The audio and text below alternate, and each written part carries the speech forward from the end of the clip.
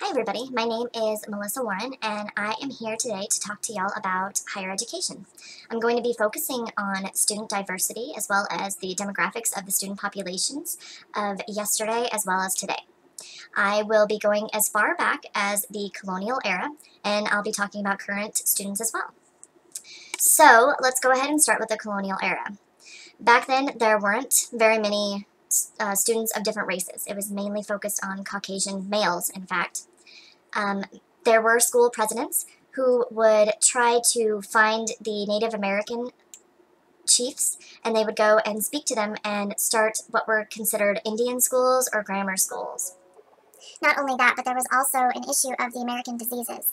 There were many diseases that were going around the Native American peoples and were actually destroying their entire families, entire cultures. This would definitely be argued as unethical by today's standards, and just plain wrong, in my opinion. As I said previously, most of the individuals who were allowed to attend these early colonial era colleges were men, so women were not even given a chance to go to college. There was one woman in particular, as discussed by Thielen in 2011, that was acknowledged for her ability to read the classical writing, and she was given a sheet of paper, like a certificate, showing that she would be worthy to go to Yale, but she was never allowed to go to Yale. Women still fought to try to be able to go to these colleges and to go to these schools. Many women actually sought studies from someplace else. They were either tutored at home or they received an education from someplace else. Whenever we're surrounded by students who are not like us, whenever we are surrounded by students of a diverse population, we're actually being given a gift. And that is something that the students of the colonial era were robbed of because of their choices to keep out women, African Americans, Native Americans, basically keeping out anybody who wasn't white. It's actually proven that diversity helps stimulate personal growth because people have to learn to overcome their own bias and their own stereotypes towards another race or sex, and they have to use their critical thinking skills. Also, this helps to open a person's mind whenever they have to listen to somebody who is not like them share their experience with the other students. That is actually from McLaughlin of 2015. Moving forward into the 19th century and focusing on women and their role in higher education at that time. There were many women's colleges starting in the 1840s and 1850s. Most of those came up in the Midwest. Most of those schools were called women's seminaries or female institutions, and they were considered separate from the male institutes, even though those schools shared the academic rigor of the other colleges of the time.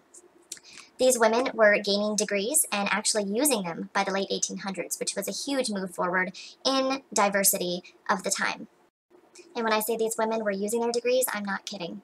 According to Parker, 2015, the percentage of women represented in the professional group rose from 5% to 14% by 1930. This is a huge jump for these women because what Parker considers the professions were occupations like in the law department, medicine, architecture, ministry, dentistry, other things like that.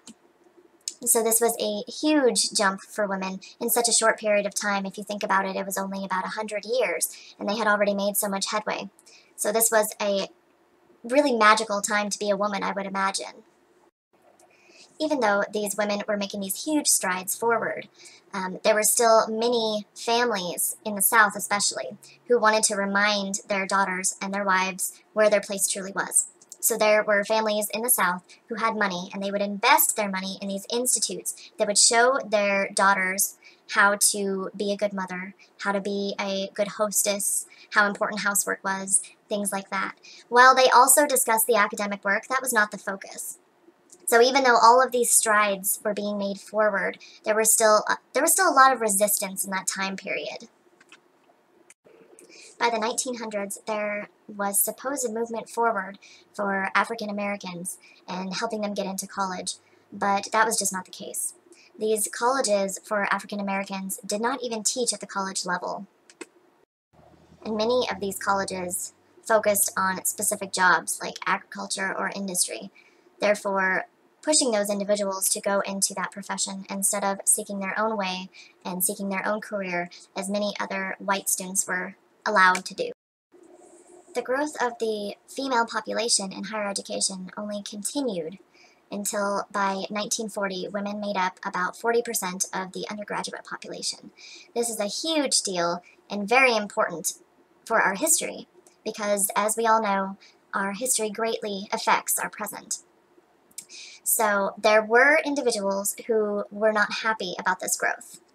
According to Barnes in 2014, he said that there were individuals, there were negative attitudes. There were basically these two attitudes about women in education. One side said that women's education was a waste of time and a threat to the family unit, whereas the other side of the argument said that women's education was necessary for the growth and survival of the republic. So, to be so contradictory is crazy to think about. You know, this idea of women are either in the kitchen or they're out working.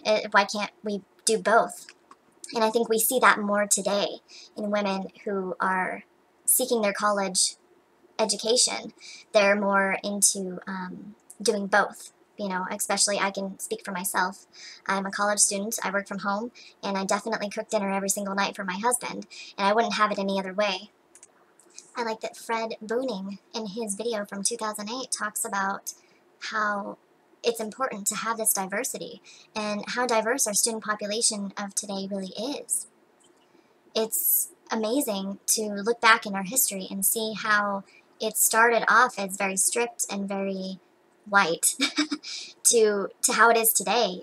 People from different races, different cultures, different backgrounds, rich, poor, it doesn't matter anymore. If you want a college education, you can go out and get one. The past has this incredible influence on our present, especially on women. In the past, we were considered the stay-at-home moms or the housewives, and today we can still make that same choice, but many women do choose to go out, get an education, and then go to work. It's interesting to me that a lot of women still choose supposedly female jobs, like teaching, nursing, social work, things like that. They usually seek out a career that's going to be fulfilling to them and going to add to their lives in a spiritual way than most men do. Their emotions and their intuition also drive them more than men. And that is according to Mayor Surtee and Bernard in 2015. I know I've talked a lot about how things have changed and things have gotten better as far as diversity and the demographics in higher education goes, and that's mostly true. But there's one thing that we don't really consider, and that's when a person from a certain background attends a school that is mainly composed of people who are from a different background, and how that can greatly affect their higher education experience. According to Smith and Crawford in 2007, there were severe instances where African American women were being victimized on campus. They were feeling more lonely, they were feeling more isolated, and that's just sad that that happens, and I think that that's something that desperately needs to change. And that takes me to my recommendations for how to make this better and how to make our campuses more diverse and more open and welcoming, regardless of your background, your culture, your race, your sex. One recommendation that I have to say is to offer more opportunities for individuals to get together. And I think with our technology being as open as it is today, I think that those ideas can be completed because we can create forums, we can create online webinars, we can create conference calls where people that are from a different culture or from a different background, even if separated by large distances, they can reach out and they can talk to someone who understands what they're going through.